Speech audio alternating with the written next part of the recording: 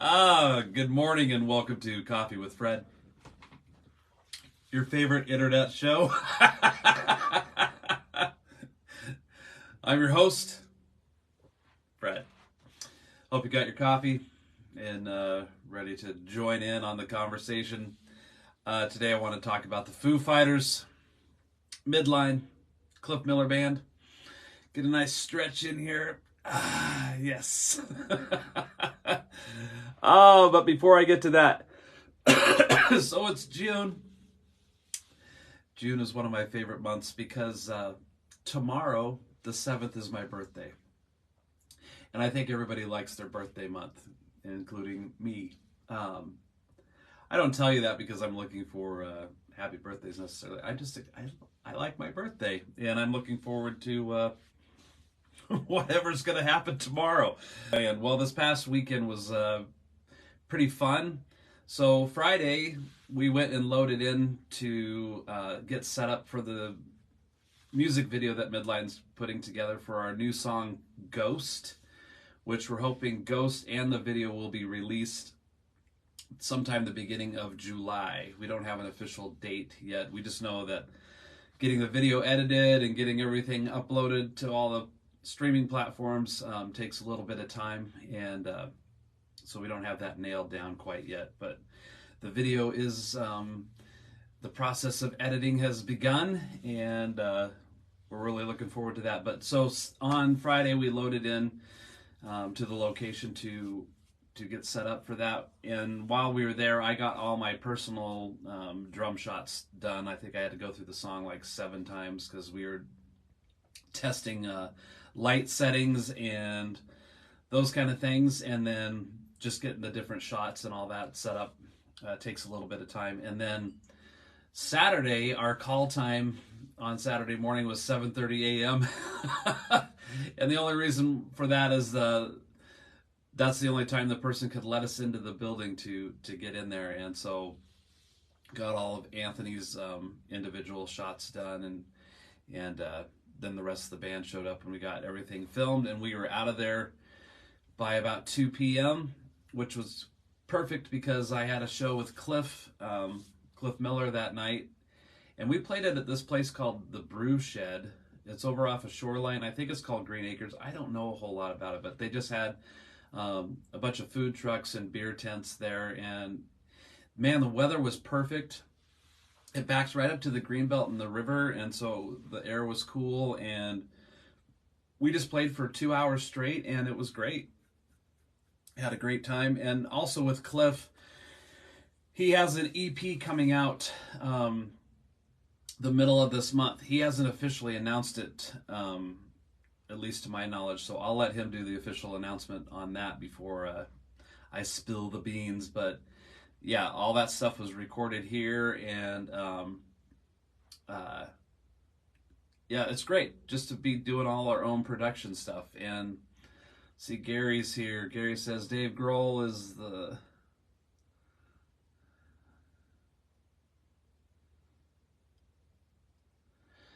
Gary, I don't know how to respond to that because I don't know those guys personally at all. All I know about Dave Grohl and Taylor is what I can find on Wikipedia and interviews and such that they've done. So I can't speak intelligently to what you just posted there. So if you have more inside information, that's pretty crazy. Pretty crazy that you would have that. Foo Fighters. I want to talk about the Foo Fighters mainly because I've been posting a lot about trying to land a drumming job with a national touring band. And yes, the Foo Fighters would have been a great opportunity for me. But I don't know anybody personally in the Foo Fighters, and they don't know me, so they're not aware of me. We're not friends, any of that kind of stuff. So they have no reason to call me.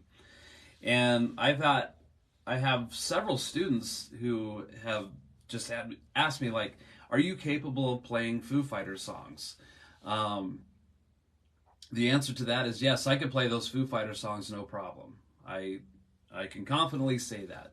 but that wouldn't qualify me to be in the band to be able to, I mean, that would be one aspect, yes, of course.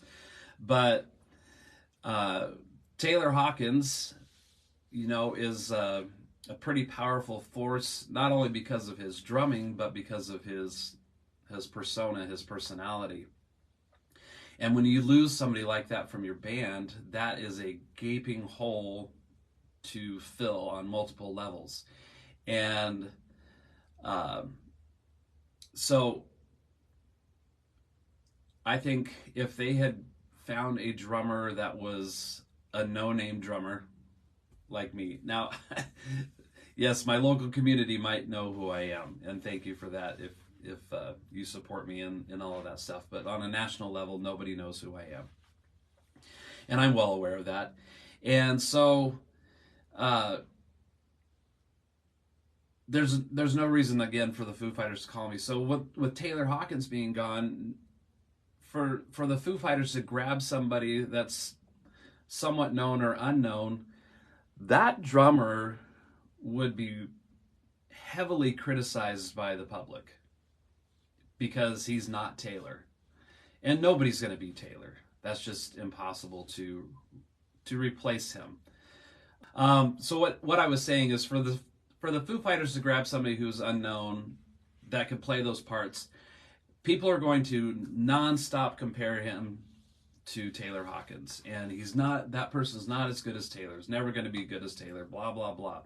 And, Metallica went through that when Jason Newsted got in the band, because everybody wanted to compare him to Cliff. And, Jason Newsted went through a lot of public humiliation or criticism for being in Metallica because he wasn't Cliff. So I think the Foo Fighters would have experienced that. So the only thing that would make sense for the Foo Fighters to do would to grab a drummer who already is a well-known name on his own and has had credibility. And at first it really looked like Matt Cameron would be the logical choice. And if you don't know who Matt Cameron is, Matt Cameron was from Soundgarden. He's been playing with Pearl Jam for quite some time. And so in my mind, I thought Matt Cameron would be the guy to be in the Foo Fighters because they all know each other so well and they've done so much. They have a lot of history there. And so when they announced that they got Josh Freese to play drums, that just totally made sense because Josh Freese is an independent drummer who's had a lot of success with many different bands, and they all know each other. And obviously Josh Freese is a monster drummer and can play Foo Fighters songs that were recorded by Dave or recorded by Taylor. And so from a public perspective, nobody's going to tear down Josh Freese for not being Taylor Hawkins because Josh Freese is already an established name. And so I was talking to my buddy Scott Alexander about this whole situation this past weekend, and because Scott played bass for us in Midline on this new song and is in the video for the new song that's coming out, and so we had a lot of time to talk about the Foo Fighters situation. And so Scott and I were just like, yeah, Josh Freese totally makes sense to be in the Foo Fighters. And so I'm really excited. I've seen a little bit of video of him playing live with the Foo Fighters, and I didn't watch that whole. I think they did a live. Maybe somebody can help me out with that. I think they did some kind of live broadcast on revealing Josh Freese as the drummer. I think I just saw little clips of that, and so good for the Foo Fighters because I'm a Foo Fighters fan. I'm not a mega fan. I don't know every single song they have. I have 2 or 3 of their records, and they're great. And of course, Dave Grohl seems pretty talented. Obviously, as a songwriter. Oh, Carrie's here. Hey, Carrie. Josh Freese is yeah. I would say that he is. Totally, Carrie. I could totally see that. Hey, if you guys are joining me and you see Carrie Judd is on here, you need to check out his documentary. 808. Is that right, Carrie? 808? I want to say 208, but 808 is the amount of miles that it took him to longboard around Iceland, I think. Yeah, it's a really inspiring. Yeah, 828. Thank you, Carrie. Yeah, you guys got to check out Carrie's film. It is. I don't want to give too much away, but it was it touched me too personally when I watched that film, and knowing Carrie a little bit too, I could see that connection on some different levels there. Not 100%. Haven't experienced everything that Carrie has, but what a inspiring story of perseverance and clearing your head. It's a great film. So. Yeah, and Carrie, I could see the Josh Freese, Carrie Judd similarities right there. Yeah, so the Foo Fighters. I don't have much more to say about the Foo Fighters other than I'm excited for Josh Freese. Again, I don't know Josh Freese personally. I just know a little bit about his body of work, and that totally was a move that the Foo Fighters made that made sense and was a smart move. Because, when we heard that Taylor had passed away, I think the community at large didn't want to see the Foo Fighters go away. And I think everybody felt the impact of Taylor's loss to some degree, and could at least imagine the situation of, waking up and hearing that your drummer had passed away. Now, what I was alluding to when Gary first was weighing in here, like, I can't speak intelligently about anybody in the band's personal choices and habits or any of that. That to me that whole viewpoint is all speculation. So I don't want to get too involved in that conversation necessarily, just because I don't know. I don't have those kind of facts, and even if I did, I think that would be maybe a dangerous subject to be a part of. So, but at any rate, yeah. Well, I'm glad that the Foo Fighters are still here, and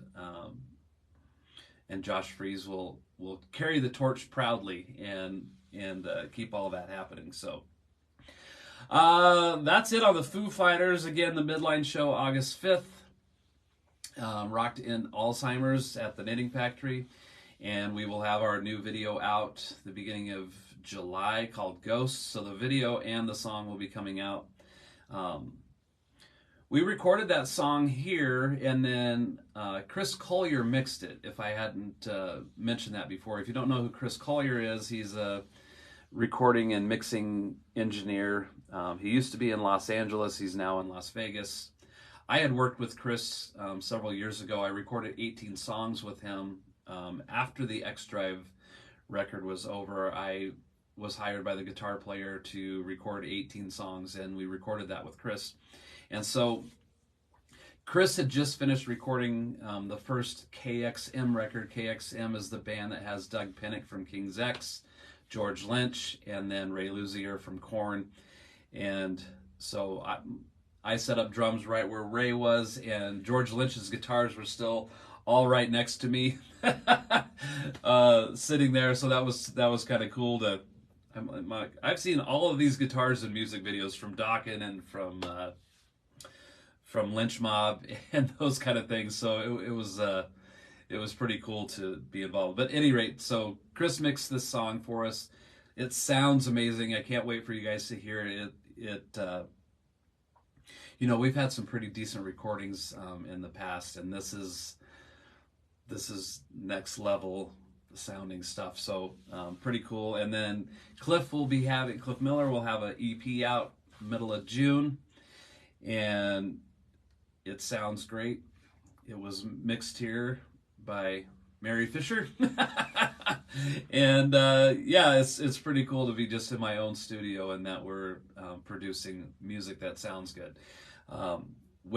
It's gone way beyond my expectations for any of this from the beginning. This whole room started as a place for me to rehearse on my own, to practice and not bother the family. So for it to turn into a full functioning studio is pretty cool. Let's see, is there anything else to do? Oh, drum lessons. FredRockSchoolOfDrumming.com if you want more information on that. I have a handful of seniors that just graduated, and they are moving away to go to college in the next 6 weeks or so. And so I have a handful of spots that are going to be open. And so check out my website, FredRockSchoolOfDrumming.com, if you want to be involved with that.